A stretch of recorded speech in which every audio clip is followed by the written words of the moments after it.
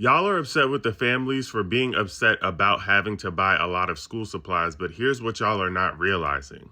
School supply lists haven't been that extensive since the pandemic because most things were being done on the Chromebook. I don't even remember the last time I got a school supply list.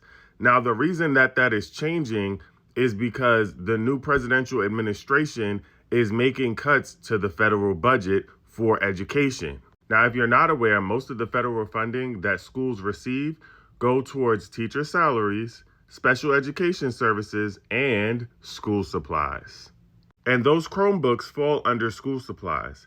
And now, since schools are uncertain about the funding and whether or not they're going to receive it, they have to make hard decisions about whether or not they need to spend their money on expensive Chromebooks or if they need to find ways to pay teachers to make sure that there are teachers in the classroom to teach your kids and ensure that special education services continue to happen in the schools effectively.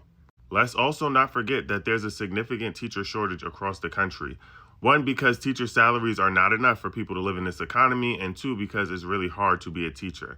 So a lot of schools are having to find creative ways like increasing salaries to recruit teachers. I told y'all that I used to be a leader in education, so I know that schools were putting funding aside to buy extra school supplies so families didn't have to.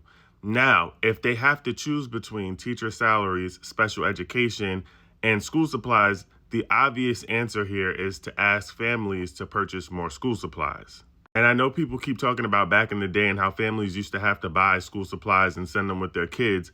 But what y'all are also not realizing is that back in the day, rent and mortgage was not $3 trillion.